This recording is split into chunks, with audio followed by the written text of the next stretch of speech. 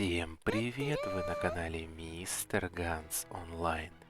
Сегодня я продолжаю рубрику. Каждый мон обзор. Ну а героем сегодняшнего видео станет Гаруда. Начнем с огненного. Он является защитником, и первый его скилл запечатывает умение одной цели с стопроцентным шансом на 2 хода.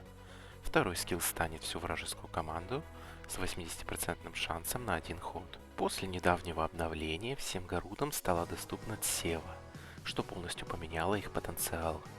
Данный элемент стоит делать как деф агрессора с ноткой саппорта. Использовать его можно будет как на локациях, башнях и подземельях, так и на арене. Для него подойдут гемы на 3 дефа. Сеты гемов на Protection, Bastion, Ruin, Intuition, Armor, Pigulist, Damage Reducation и Accuracy.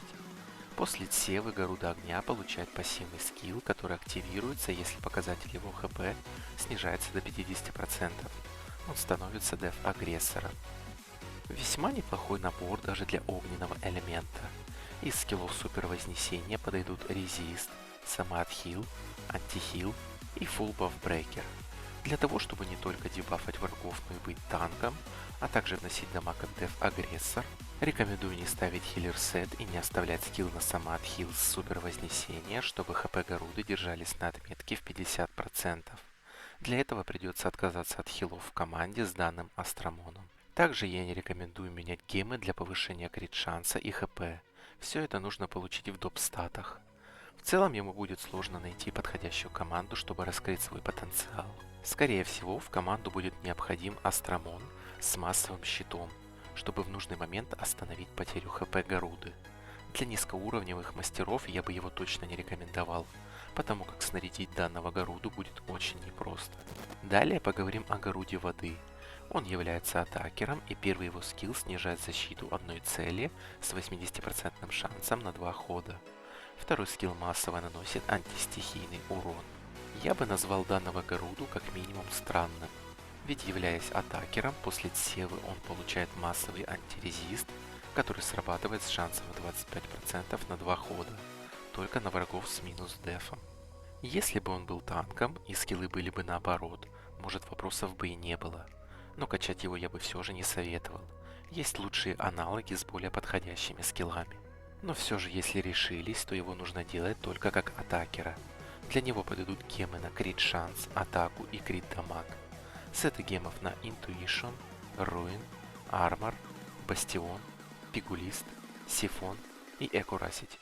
Из скиллов Супер Вознесения подойдут щит от атаки, Resist, увеличение атаки при нанесении урона, повышенный урон по целям с низкими показателями защиты и Сифон. Использовать его в целом я бы не рекомендовал, максимум на начальной стадии игры. Следующий Гаруда Травы. Он является балансером, и первый его скилл снижает атаку и защиту одной цели с 70% шансом на 2 хода. Второй скилл делает его Титан-киллером. Однозначно стоит делать его исключительно для Титана. Также все Гаруды имеют лидерский скилл на увеличение крит шанса на 20-25%, что хорошо подходит для него как лидер команд. Если, конечно, вы сделали упор на атаку в гемах. Ставить на него нужно 2 набора гемов до и после Тсевы. Вначале нужны гемы на крит шанс, атаку и крит дамаг, а после гем крит шанса меняем на атаку.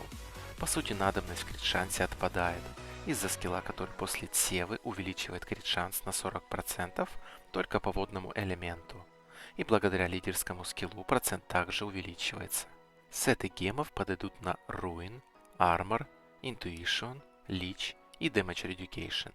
Из скиллов Супер Вознесения подойдут щит от атаки, Сифон, увеличение маны при нанесении урона, повышенный урон по целям с низкими показателями защиты и Самад Хил. По сути, говорить больше нечего, делайте строго опираясь на мой билд. Теперь поговорим о Гаруде Света. Он является атакером, и оба его скилла накладывают шок на 2 хода с 80% шансом, первый на одну цель, второй на всю команду. Делать данного Гаруду стоит как для локаций и подземелий, так и для арены для атакующей команды. Сразу возьмем во внимание скилл, который он получит после Тсевы на увеличение дамага на 25% при крит ударе. Это указывает, что для него подойдут гемы на крит шанс, атаку и крит дамаг, несмотря на скиллы. Гаруда Света является полным аналогом Юки Света, и у обоих билд по гемам можно ставить одинаково. Кто не смотрел мой обзор на Юки, советую посмотреть. Сеты гемов подойдут на Life, Protection, Convection, Indomitability, Longevity, Ruin, Armor, Intuition, Bastion, Siphon, Accuracy и Damage Reduction. Из скиллов Супер Вознесения подойдут Самад Heal, щит от атаки, увеличение атаки при нанесении урона, повышенный урон по целям с низкими показателями защиты и резист. Гаруда Света хоть и имеет аналоги, но весьма конкурентоспособен, благодаря тому, что имеет более мощную атаку, нежели аналоги. Ну и последний Гаруда Тьмы. Он является атакером, и оба его скилла наносят антистихийный урон. Первый одной цели, второй всей команде. Данный Гаруда опять же является одним из сильно дамажащих астромонов. Для него также подойдут гемы на крит шанс, атаку и крит дамаг. Сеты гемов на Ruin, Armor, Intuition, Bastion, Siphon и Damage Reduction. После Цевы он сможет с шансом в 50% оглушить любого астромона при критическом ударе. Данный набор скиллов довольно хорошо заиграет на арене, в атакующей команде или пятым в защите. Также не исключено, что он подойдет для локаций и прочих подземелий. Из скиллов Супер Вознесения подойдут Резист, щит от атаки, Самад Хил, увеличение атаки при нанесении урона, повышенный урон по целям с низкими показателями защиты и Сифон. В темном элементе не так много аналогов, способных с достоинством подражать Гаруде Тьмы. Подводя итоги по Астромону Гаруда, могу точно посоветовать делать траву, свет и тьму. У двух других билд и роль в команде намного сложнее и запутанней. Ну и на этом я заканчиваю разбор Астромона Гаруда. Всем спасибо за просмотр, подписывайтесь на канал, ставьте лайки и пишите, кого хотите следующего. Ну а на этом все, друзья.